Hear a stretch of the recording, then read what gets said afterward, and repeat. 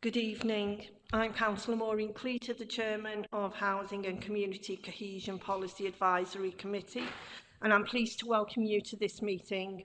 The meeting will be broadcast live and recorded for playback on the Council's YouTube channel. Will anyone else be recording the proceedings? Thank you, Councillor Dawes. I ask so that people at the meeting will know this will be happening. If the fire alarm sounds during the meeting, please remain seated and members of the Democratic Services team will assess the situation and give further instructions on the evacuation of the building if necessary. Item 1. Are there any apologies? Councillor Russell.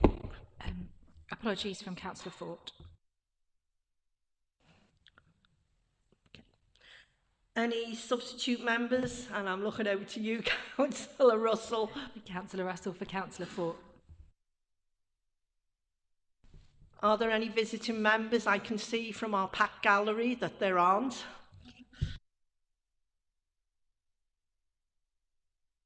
Are there any disclosures by members and officers?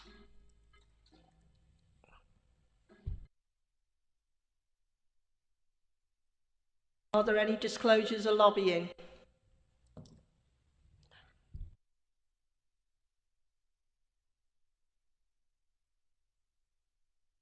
I know I've got a voice like a foghorn, but I do need to turn my mic on for those thousands of people who are avidly watching us on YouTube right at this minute.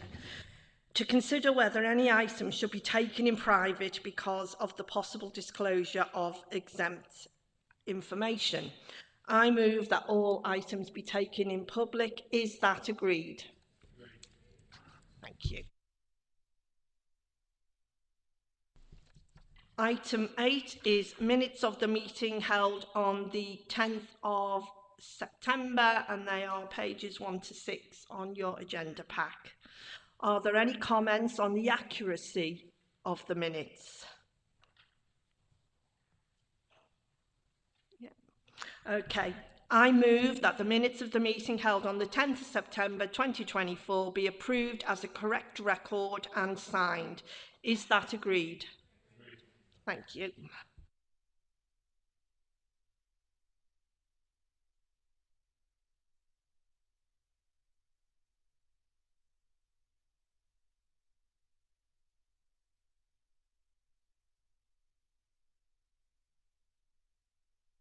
And that signature was as good as the one I gave to the Amazon delivery driver. I'm afraid it's a bit of a squiggle. Item 9, forward plan relation to the committee terms of reference, and they are on pages 17 to 13. Are there any comments on the forward plan, or do the Cabinet members wish to make any comments? I have some comments to make, but I will take anyone else's first. Councillor Russell. Just a question, if I may, Chair. The Homelessness and Rough Sleeping Strategy Action Plan's got an expected date of decision for the 14th of November. Given that we're on the 12th of November tonight, I just wondered, is that correct? So does that mean that won't be coming to pack? It's been moved to the December one, which brings me on to my comments. The forward plan is done for the year. We now have had one committee cancelled, and we now have an agenda item of one item. As a committee chair, I don't think that's good enough. And just to say, to receive an email to say, report not ready, it now means we have a highly congested agenda for December and January. So I don't know whether Mr Littlemore or whether the Cabinet member has any idea why this is occurring. I think it would be useful for the committee to know, because January and December are extremely busy for most committee members. Mr Littlemore, if you could enlighten us, please. All I can do is apologise to members and to you, Chair, that the report wasn't ready in time to release. As I say, it's an unfortunate set of circumstances. just within the constraint of what we're trying to do within the housing service at the moment meant that myself and the officer who drafted the report were distracted at the time and we missed the deadline, so I do apologise for that.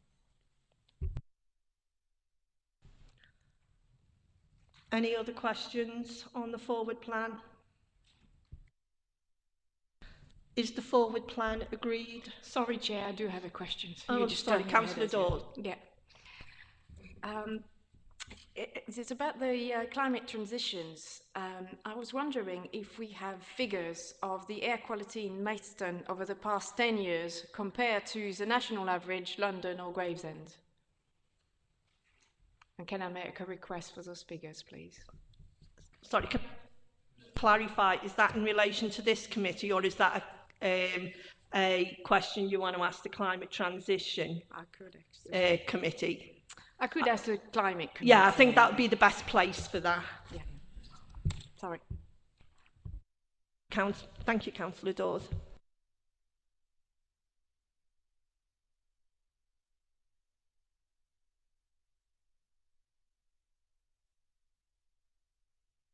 So I move that the forward plan be noted, and is that agreed?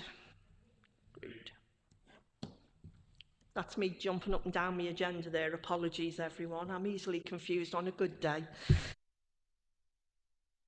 Item 10 is the Housing Allocation Scheme Review, which is on pages 14 to 63. The recommendation is on page 15. To be introduced by Councillor Wales, and then I'm assuming Mr Littlemore and others, you may wish to contribute to this. Thank you, Chair. Yes, I shall give an overview of this.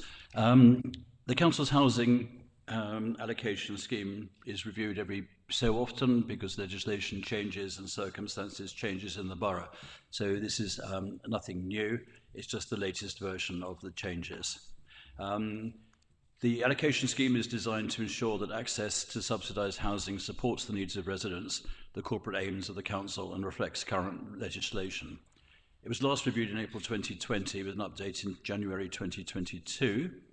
And at the time, the idea was to promote community contribution and homelessness prevention.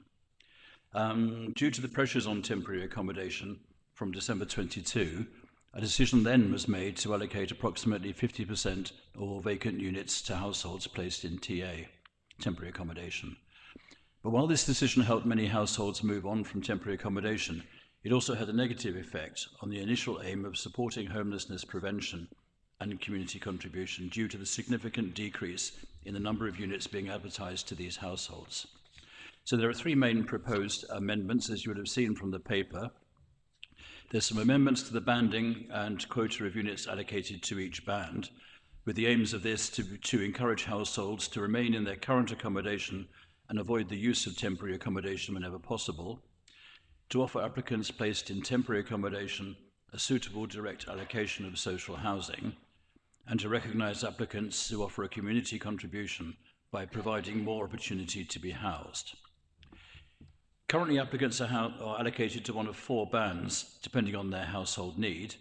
It's proposed that a new fifth band would be added solely for temporary accommodation households, who will be allocated approximately 50% of the vacant units and will be made an offer of suitable accommodation. Households placed in TA will not be able to bid on properties, but other homelessness duty accepted applicants will be able to. And the tables include the new quota of units for each category. There's an amendment to the qualifying criteria to join the housing register. The aim of this is to amend access to the housing register so that households who are more likely to be successful are accepted. It's really so that people don't build up false hopes of what they can expect from being on the housing register. There's been a significant increase in the number of applicants being received to join the housing register over the past few years. So amendments to the local connection eligibility criteria are proposed in order to concentrate resources on applicants who are most likely to receive an offer of accommodation. The current resident criteria will be changed from 2 to 3 years. The current family and returning resident criteria will be removed, and the employment local connection criteria will remain as currently stated within the allocation scheme. And the third amendment is to allow households to bid on units that do not meet their eligible bedroom size. The aims of this are to assist larger households accepted on the register with securing a house that will improve their current situation. So larger households who are on the housing register at the moment, waiting for social housing, have fewer opportunities to be successful in securing accommodation due to the significant lack of affordable 3 and 4 bedroom houses. Additional wording will be included within the revised scheme, stating that we will work with our housing association partners to assist households to move into accommodation that may not meet their exact bedroom or person requirements. This is a situation where a family of 6 who are currently in 2 bedrooms are expected to be able to have a 4-bedroom house and can't find one they can bid for, would be perfectly happy to have a 3, but can't bid for a 3 because they're entitled to a 4. It's really just a crazy anomaly when that particular family, in this particular case that I know about, would be perfectly happy to be in a 3-bedroomed house, so that one of the children who needs a room on their own can have one. The other amendments to propose the scheme to provide clarification, to make other changes not associated with the above points, and to ensure it remains compliant with current legislation. So along with the report, you actually have the new, the current housing allocation scheme, and that will be updated following the discussions here and at scrutiny tomorrow and the decision of the Cabinet. And then it will be taken to the registered providers to ask them to incorporate it as best they can. So if there's any more detailed questions, and I'm sure there will be, just a little more, and Mr. Stewart will be happy to answer.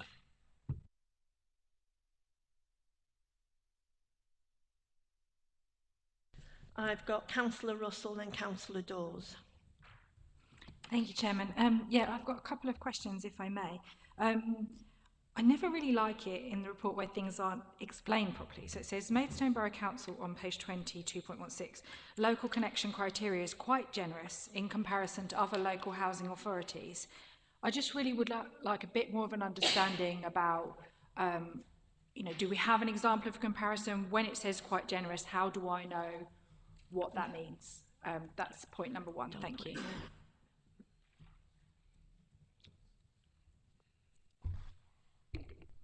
Hello. Sorry, first of all, just a bit of an apology. I've got a stinking cold I've formulated today, so I do apologise for I'm a bit nasally. That's why I'm staying opposite away from John. Sorry for not being clear enough regarding that.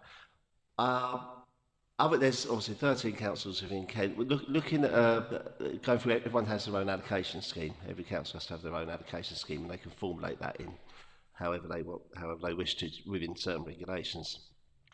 Most other councils, I'm afraid I don't have the exact number, but I know it's the majority of councils don't have any eligibility criteria for returning residents, or if there's a local family connection. Most just literally go on if you're living in the borough at the moment, or if you're working within the borough. And with that, with the local connection, if you're living there, most of them either have a 3 years, so you have to be living here for at least the previous 3 years, or some have 5, although there's none in Kent, but some have up to 10 years as such. So ours, at the moment, allows more people to be eligible through that criteria. To come back on that. Yeah, thank you. Okay, so that's why you were saying about in 3.13 changing it from 2 years to 3 years, the current resident criteria. I suppose my concern is over the removal of the family connection and how that will impact if people are carers or they're trying to move back for those kind of reasons.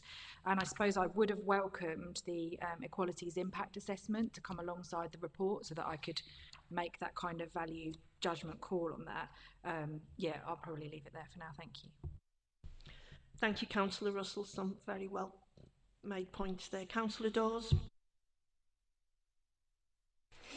I just wanted to pick up on your questions because it raised something else. Is if the Kent County Town of Kent, Maidstone, is to be more generous than other council. Isn't it kind of the right things to do? Because if all the councils are refusing to house others, shouldn't we do something about it rather than leaving them in limbos in our streets to be homeless? If they don't have local connection, they're coming from London, they're fleeing domestic abuse or they're fleeing attacks. I don't know. I'll let you answer, Mr. Stewart, but people fleeing domestic violence and other certain criteria do have rights, but I'll let you go with that. But yeah, just on that, people having fleeing domestic violence and other particular groups do bypass the local connection criteria as a matter of course. But as a general point, the reason we're suggesting this or proposing this is we're getting more and more applications and less vacant units coming through. So we don't want to create for more and more people being accepted onto the register. Our housing register is getting bigger. So just because someone's accepted onto the register, they're allowed obviously to bid on properties, but realistically, the time of them being able to bid is going up and up and up, and it's now becoming 4 or 5 years. So by allowing people on the register, we don't want to give people false hope by saying, oh, you're on our housing register. So that's one of the reasons why we're trying to have stricter eligibility criteria, not to give a false hope, if you see what I mean. There's also a financial implication for us as well in terms of that. As you know, we're under tight financial constraints at the moment. We haven't increased the size of that team for some years now, despite the level increases in applications. Because of our financial constraints, there is no plan to increase the size of the team. So that means that our backlog, if you like, in terms of going through and processing applications becomes longer. Now, you could have an open list. Once upon a time, we did have an open list, and there was nearly 5,000 applicants on our list at that time. Still had the same number of vacancies coming through every year. So we were spending an awful lot of time and expenditure processing applications that just didn't go anywhere. Thank you. Thank you, Mr. Littlemore. Councillor Parfitt? Thank you. The question I have is, we have the banding. There's no prioritisation of those bands, from what I understand. But one would assume from the amount of allocation that's put to the different bands, that is effectively a way of prioritising. And I think we're sort of tinkering around the edges with sort of changing the family connection and the 3 year.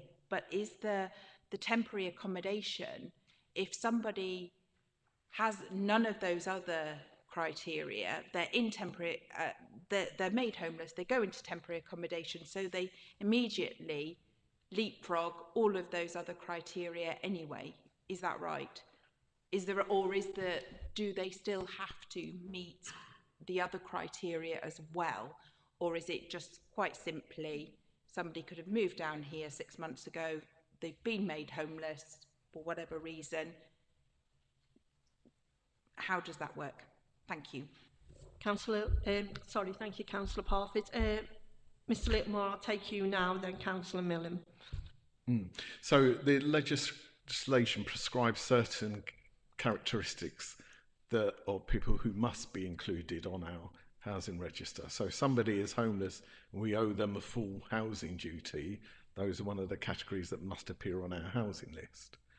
So in that sense, they fulfil both the housing need criteria and the local connection criteria to have been accepted as homeless.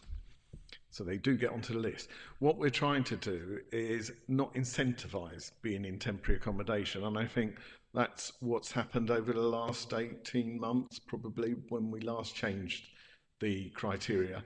It worked in our favour in terms of preventing homelessness at that time, but because there's been such a change in the general economic state of the country, we're seeing homelessness has risen quite significantly, not just for us, but across the nation over the last 12 months.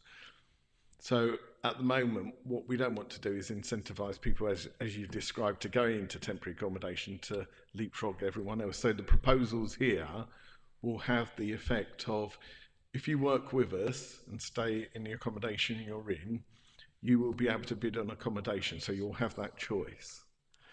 If we can't prevent your homelessness and you end up going into temporary accommodation, then what will happen is you'll get a direct offer. So you won't have that choice anymore. It'll be us matching a property to you. That's your one offer. So the incentive, if you like, is to work with us to remain homeless at home, that's one description, or to work with us so that we can do a managed move into accommodation of your choice rather than us dictating what's available. Does that help? Thank you. Thank you, Mr. Littlemore. Councillor Millen. Hi there. I just wanted to circle back to the thing about lengthening the amount of time that someone has to live in the area before they can apply. Is that not just delaying how long they can apply and just creating more of a backlog further down the line? Because if they have to wait just another year, they're going to wait another year and it's just going to be just as many. Is there any like proven figures from other places where they have extended the time that you have to wait, and that actually making an improvement on how many people are waiting on the waiting list rather than just delaying the inevitable?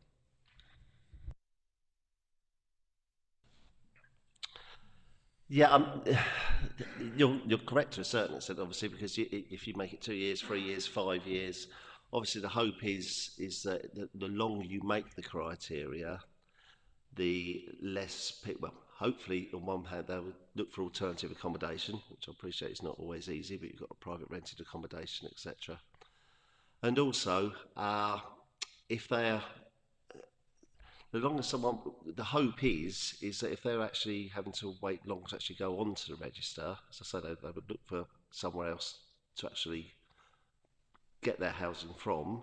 They could also look to other options within, say if they've got social housing at the moment, they can go management moves within their own housing stock as such.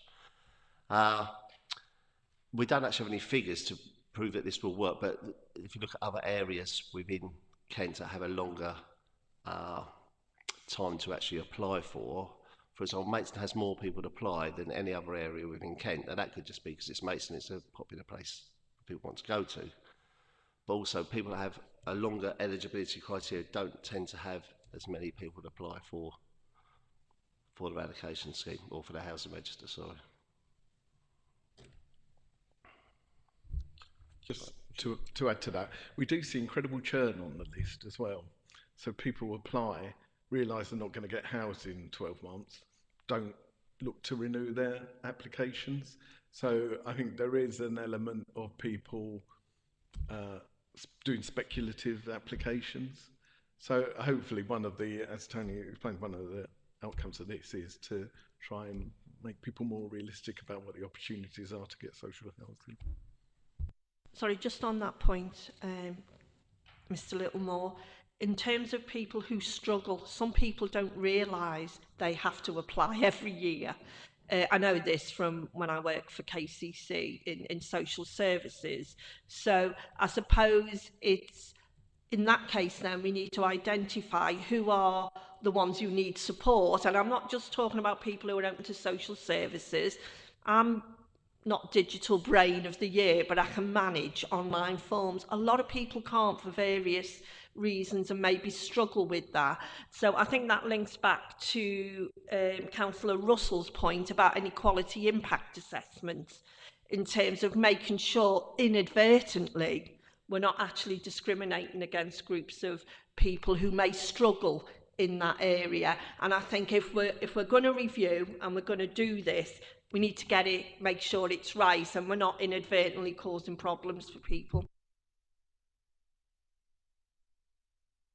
Well, one point on that is that they somehow must have got themselves on the list in the first place. And whether they had help then, of course, there's a different matter. But that same help should still be available to them to stay on the list if they need to in the future. The other thing about moving people down the line a bit, as Councillor Millam said, we are hopeful that within that time frame there will be more houses available, more accommodation available, because there are various schemes which are being built and are being developed, which unfortunately, the nature of all these house building things, they take an awful long time. One of the things that shocked me most about starting this is how long these things take to get through the decision. I mean, like the Maidstone East planning application, which has now been passed, well, that'll be 2 years before anything starts to get built. And then 2 years to build it. So hopefully some of the other ones we're doing will be up more quickly than that. We're also buying and renting properties around Maidstone to put people in to help reduce the numbers on the temporary waiting list. So yes, people do move down the line a bit, but also if they are on there for longer, there's more chance of them finding something else and sorting themselves out before they get to the top of the list. I'm just going to come back on one point in terms of people getting help. Due to, for example, KCC's cuts, not only to themselves and voluntary services, actually, most people are lucky to get 4 to 6 weeks support now. So when they put in the original application, they would have had support.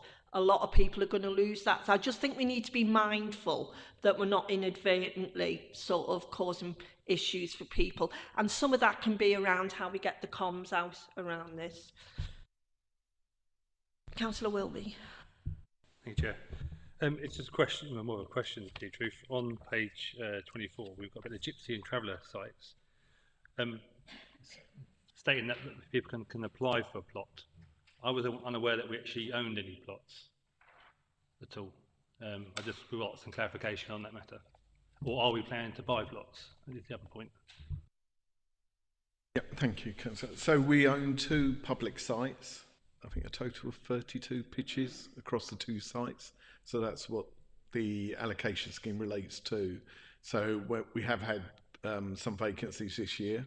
So anybody that's interested in renting one of the plots needs to be on a housing register and needs to indicate that that's what they're interested in. So we don't differentiate between bricks and mortar or our plots. Just where they locate, I checked the asset report. You've got one over here. They didn't seem to show actually on the asset report, to tell you the truth. So that's why I was querying it, to tell you the truth, because I never looked before coming to the meeting. But you've got one over here in Marden. There's one in Marden and the other one's in Headcombe.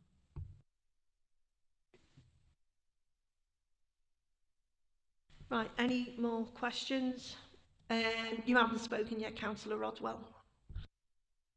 Just going back to the local connection criteria, in the case of domestic abuse, and you know, so many people have fled that they're going to get as far away as possible from the domestic abuse, so they're not necessarily going to stay in the same place anyway. And I know that it states here that applicants may also felt the need to leave the area when they had a local connection.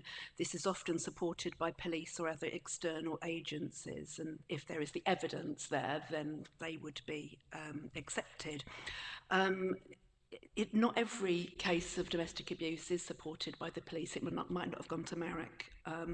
They might not be going through social services, or they might be closed to social services. So what evidence in those situations where people have maybe fled coercive control independently, what would you be looking for? What evidence? Because they might not have gone through the channels that, you know, people might expect. It's quite a timely question, and we had a meeting this week exactly on the same topic. So we do have specialist officers within the housing service that work with victims of domestic abuse. So we were discussing what evidence we look at. So where somebody applies to us, normally what we do is refer it to our housing advice team, who are the officers that are trained and have the knowledge and expertise around making those sorts of inquiries in a way that the person is encouraged to work with us and disclose things to us. If we felt that there wasn't the opportunities or the access of information flowing in the normal way that you'd expect, then what we've agreed is a referral then goes to one of the specialist officers who will contact different agencies that might be involved with that person and obtain information that way. But at the end of the day, I think it's true to say that we err on the side of caution when we deal with victims of domestic abuse. So if it's more likely than not that the person has experienced that, then the safety of the person is paramount. Councillor Nagy, you had your hand up. Did you want to comment on this particular bit of the response? I wanted to ask a question, if I may.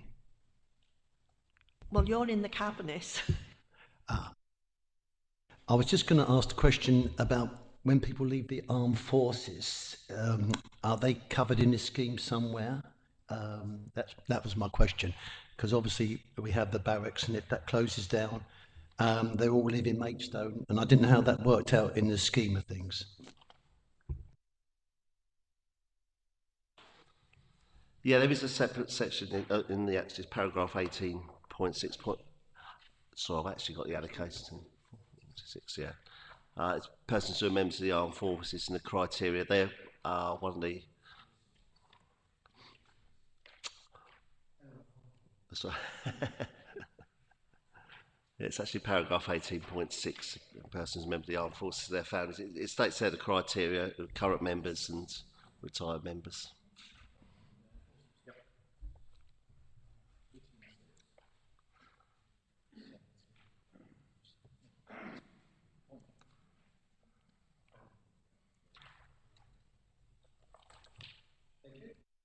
I think you'll find that Maidstone, because of the work that we did with the local covenant with the armed forces, was actually ahead of the government making regulation around this to assist armed forces members, because we saw the value in working with, obviously being a garrison town, of the importance of that. So we've always did our best to make sure we were at the forefront of assisting our armed forces and their families. Thank you.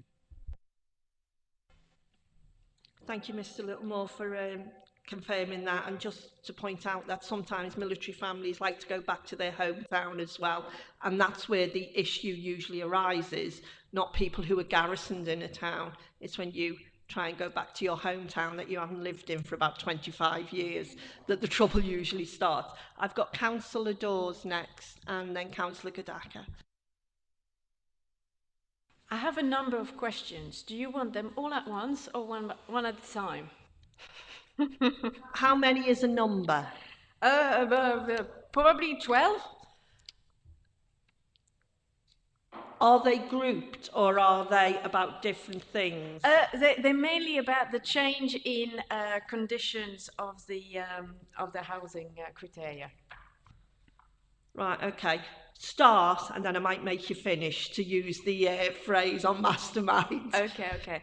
So if we start on page 22, there's one that's really...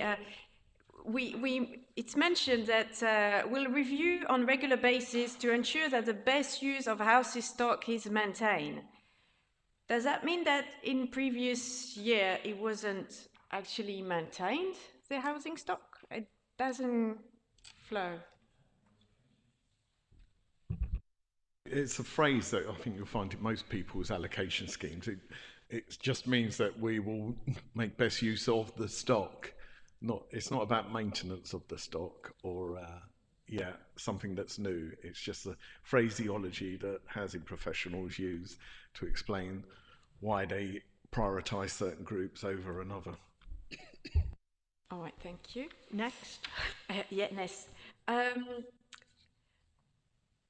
I would like to know why is those changes are deemed to be necessary about the fact that you want to remove local connections out of the criteria. So can I just point out from the chair, I think that's already been answered by the officers and the chair. If you want a better clarification, you're more than welcome to email Councillor Littlemore or Councillor Wales, but I think they actually answered that in... Or am I making a mistake here? Was I not listening to you, Mr. Littlemore? Did I miss that one? No, I think we clarified it was around the issue about the number of accommodation going down, the number of applications going up, and the issues that presents to us as a local authority administering an allocation scheme and not incentivising temporary accommodation. Next one, Councillor Dawes.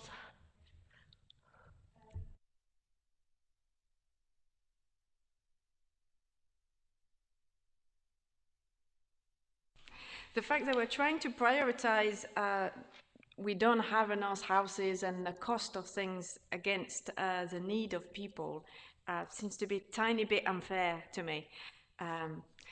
But I understand we've got a budget to close, so I'll brush off on that. Can we, there's a clause there on page 23, 3.16, that says that we'll change the allocation criteria for children's that's going to need an extra bedrooms if they're above the age of 18. Well, I find this quite fascinating because actually social services have got rules about children's and at what age they are not allowed to share a bedroom, and it's above 8, is that 14 actually? It's the same gender. That's if they're different genders, Yeah. but this is about Same gender. that it's the same gender. I read that and misread it the first time as well, Councillor Dawes, but I can assure you I've got 3 sons and there was only 2 bedrooms between them and there was nothing illegal about 2 of them having to bunk in together. They didn't like it, but you know. But no, it is the same gender, but I was like, had what? And then I reread it again. So it is 8 up to 18 for the same gender, and to be fair, that's the same in private accommodation as well. Brilliant, thank you very much for the clarification.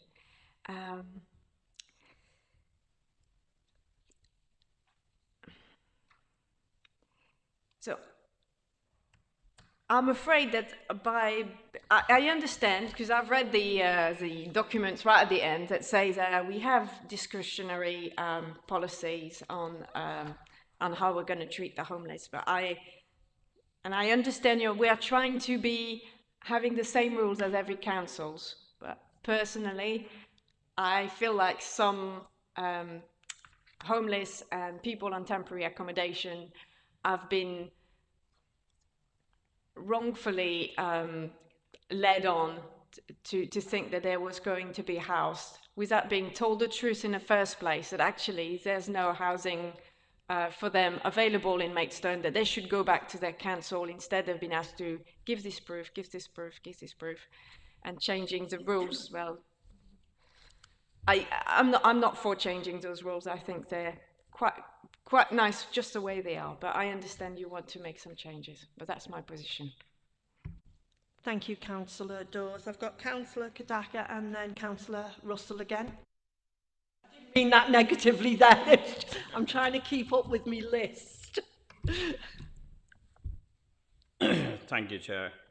First of all, just to endorse about the armed forces, I think from my anecdotal experience, I think that does work, especially in the borough.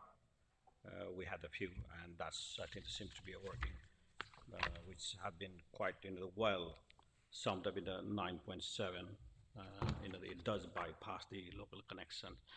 My questions is, like we heard many times, is the amendment is very generous, which it is. I suppose that brings a bit more, or to push the demands upward, and the question will be how we're going to prepare, because the pool of the units demand going to be high, but the supply, how we're going to fulfill those demand on the short term and long term. I think it's quite natural to think about it. Yes, we'll have the high demand because of the generous allocations. How we're going to fulfill those demand. Thank you. Thank you, Councillor Kadaka. Councillor Russell. Thank you. Just while everyone's been talking, I've been, going more and more over and just thinking really sort of crystallising my thoughts on the family side of things.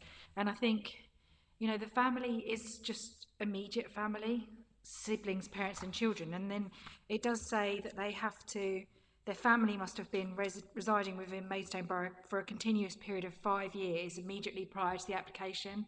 And I just am concerned about where it says the current criteria will be removed and applicants will no longer be able to join the housing register through these connections. I'm not so worried about the bit about making it longer. I can understand that you need to manage the list. I get that. The bit about siblings for a longer age, I get that. The bit about making applications to a house of maybe a not right, you know, not as many bedrooms as you would technically be allowed, but you like that house. I get that. It just does worry me, this removal of the family criteria, because people are moving to maybe look after one, and it has to be their immediate family. And I do have real concerns about that. So I'm just not minded to accept that one point, but I don't know how you would be able to change it to keep that as is, because I'm thinking you're taking that whole band away. So that's my question really. Is there any way we could keep that?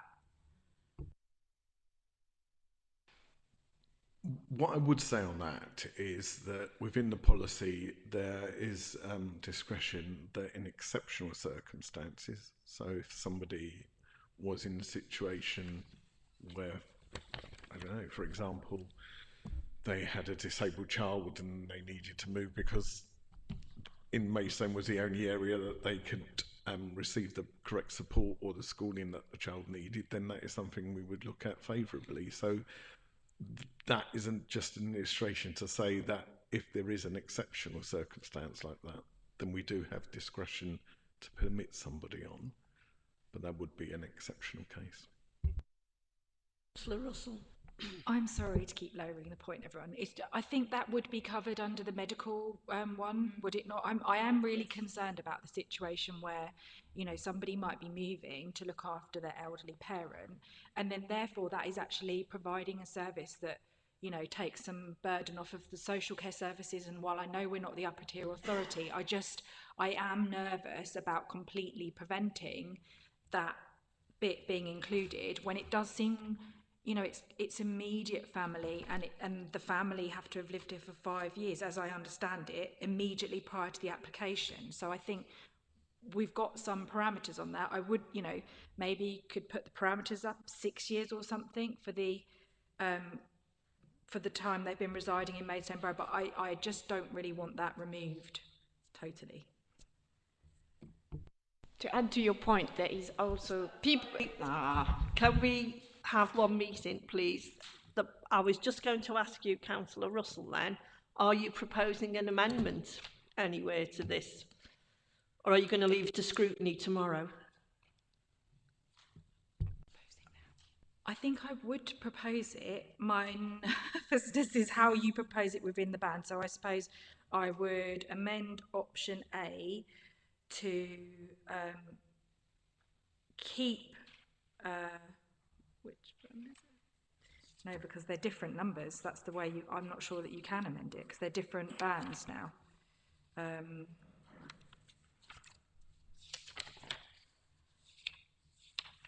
If it helps, it's not the banding, it's just the local connection criteria I think you want to amend.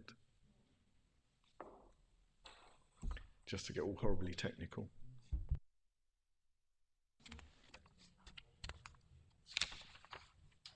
I think could just amend 3.14 of the proposal, which says the current family and returning resident criteria will be removed. You could easily just change that to the current returning resident criteria could be removed. Or amend it to 6 years. Residents, whatever you recommend to the cabinet member. Yeah, I think, okay, so that, you're correct, that is the one I was going on about. I just hadn't realised that was all still part of option A. So yeah, amend, my recommendation would be to accept option A, but I will amend 3.14 so that it reads the current returning resident criteria will be removed and applicants will no longer be able to join the housing register through this connection. And then I would further amend the scheme, which is in the appendix, to make the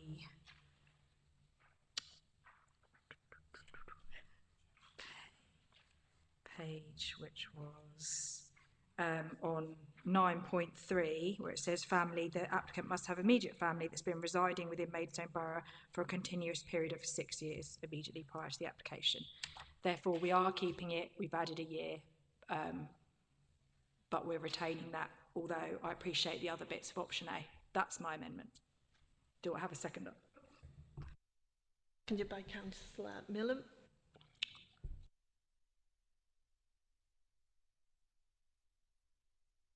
Do you need a minute, Councillor Wales and Mr Littlemore? No, just saying, do you need a minute? Can you read out the amendment? I only got half of it. I would like to amend option A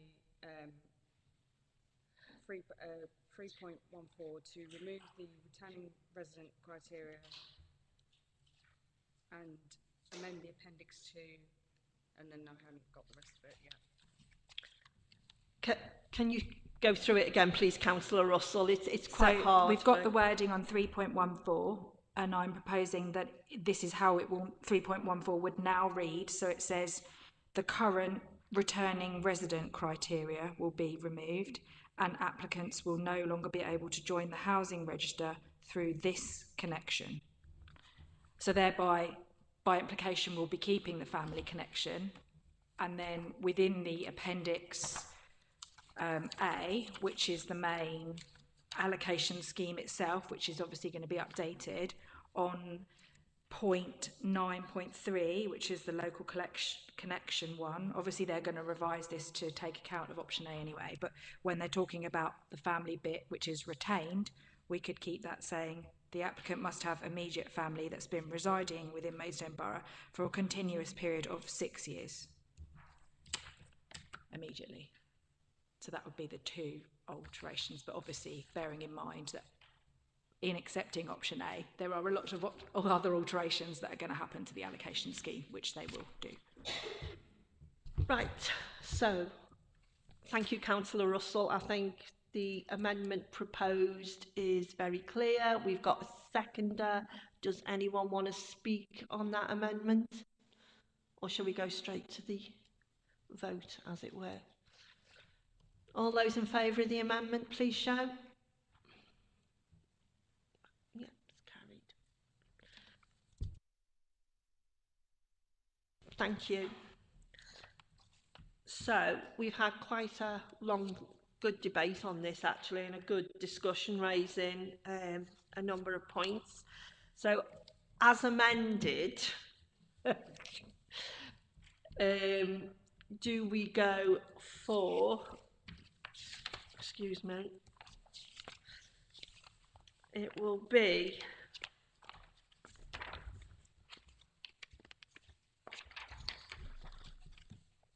it's option A as amended, isn't it? Yeah, option A as amended. Thank you. I haven't had enough coffee today, everyone. Do we agree option A as amended by Councillor Russell's amendment and seconded by Councillor Menem? All those in agreed? Agreed. Thank you.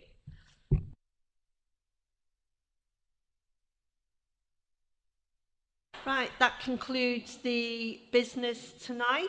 I close this meeting and thanks all our viewers over the world for watching this extremely interesting packed committee. And those of you who are on overview and scrutiny, enjoy yourselves tomorrow and planning on Thursday.